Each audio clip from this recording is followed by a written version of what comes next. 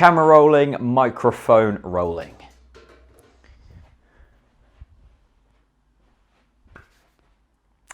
How is going on, guys? TalkNorwichCity here, back for my preferred 11 ahead of the Swansea City game coming up this Saturday, of course. Wearing my Art of Football shirt, very nice.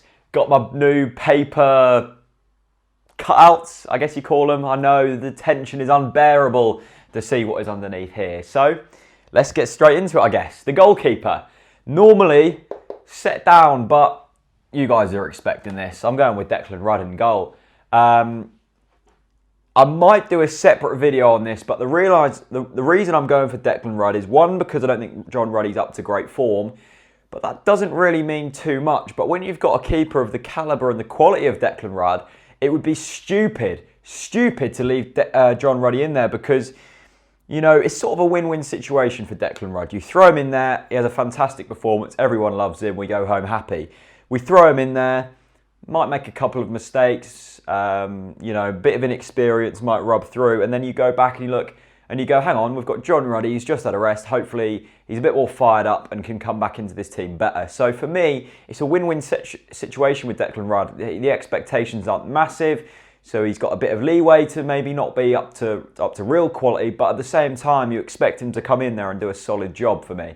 So Declan Rudd is going in there. I'm sure you can see this one because his name is too bloody long. Stephen Whittaker.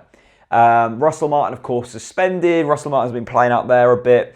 I really like Stephen Whittaker. I think he's good going forwards. I think he's really solid defensively, and he's a bit pacey as well. So when you've got like Montero running at Whittaker, he's going to be able to deal with that better than what we would have had through maybe Wisdom or someone like that.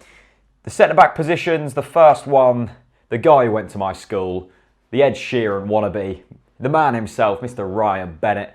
I like Ryan Bennett. I think he was being solid ever since he came into the squad. Really, really good aerial presence. Was his fault maybe for that Otamendi header last week, didn't pick up his man quick enough.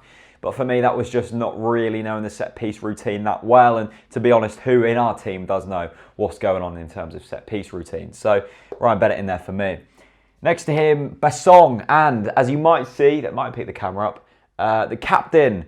Yesterday's video, it was very, very close, I must say. But Basong did get the captaincy by a couple of votes. The top comment was Mbakani, because he doesn't know how to speak English, so he can just shout aggressively and beautifully. I love that comment. Tete was, of course, the close guy next to him, and Houlihan got a few votes as well, but Basong did just scrape it, so Basong goes in there, solid performer, captaincy for him. Left back, Robbie Brady. Now, played at right back, he's played at left wing, he's played at left back, but I think this maybe isn't his strongest position. I'd say he's probably the best there, but the position that complements the rest of the team and the way we set up best. Yes, we could play him at right back, but I don't think there's any need. Yes, we could play him at left wing, but when I get to that position later, you'll see why I'm not going to be playing him there. So I just think that Brady can play left back and it works nicely, considering the rest of the team and how we play. So that's the defensive lineup. Fairly solid, I must say. Now, you'll see here, I made a bit of a formation change. I know, absolute scenes. So let's start then with the two holding players. I might as well do them both at the same time because they pretty much come as a combo. But Alexander Tete and Yusuf Malumbu. Now, you might be thinking, Jack, we're playing Swansea. Why do we need this defensive coverage? Well, I'll tell you, my friends, we need this defensive coverage because it worked so bloody well last week. And yes, we're playing Swansea, but they're an attacking team. They like to go forwards. And I just think this defensive covering and just worked really nicely, and it wasn't like we were ultra defensive either. We did break a few times, and Malumbu just does something different to what we've got. He breaks up the play so nicely. His passing wasn't quite up to scratch, but you can forgive him, he hasn't played much football. But alongside Tete, it just worked so nicely. So for me, I don't see why you'd want to change it, to be honest. And then I'm going 3 in front of them for a bit of attacking flair. On the left-hand side, Matty Jarvis, one of my favourite players. When he comes on, he just causes havoc. Now, I think Matty Jarvis went off injured last week, and the preview hasn't come out yet from the Norwich website. It might be out when this is up, but Matty Jarvis could be injured, in which case I'd swap out Jarvis, put Brady left wing and Olsen left back. So it's not a massive problem, but I'm just not too sure on Jarvis's current physical state.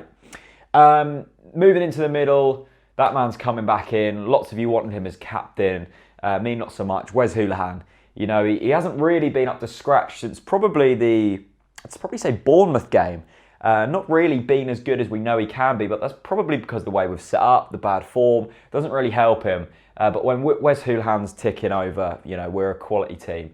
And I really like Hoolahan, and it brings that creativity that we don't have without him. On the right-hand side, probably one of our players of the season, Nathan Redmond, made so much of a difference when he came on against Manchester City.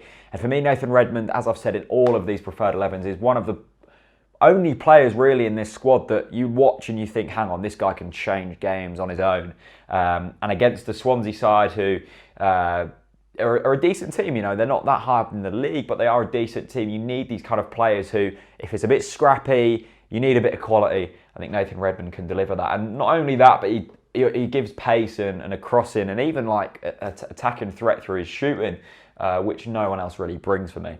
Up front, always a very highly contested position. But for me, the Mbok, the beast, Dear Mercy's coming back in.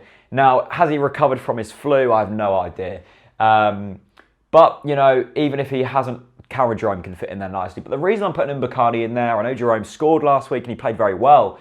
I just think Mbokani's a better player. Just as simple as that. I think his movement just complements the team really nicely. And Jerome, I think, is for us more of an away player and a player that needs to be playing against like the top 6 teams away from home. He can hold the ball up well. He can probably play that centre forward position on his own better than Mbokani. But when we're at home, you know, Mbokani's got a bit more help through these 3 in the middle, and even Tete Malumbu who can push up. You've got Stephen Whittaker as well, and Brady who will be bombing forwards. And Mbokani gives something different, a bit different movement, and just works slightly better than Jerome. I'm not sure what it is about Jerome, but I don't think. Well, first of all, I don't think he's a Premier League quality player, but he does give us something, Cameron Jerome, but not in these types of games for me. But, you know, I wouldn't blame Alex Neil if he did put Cameron Jerome in there, because at the end of the day, it's tough to drop your striker who scored away at the Etihad in your previous game. So that, I think, is a fairly solid team. I mean, what do you guys think of this formation change? Do you think I'm an absolute nut job, or do you think it could work quite nicely? I think, in the words of Michael Bailey, this is either genius or madness.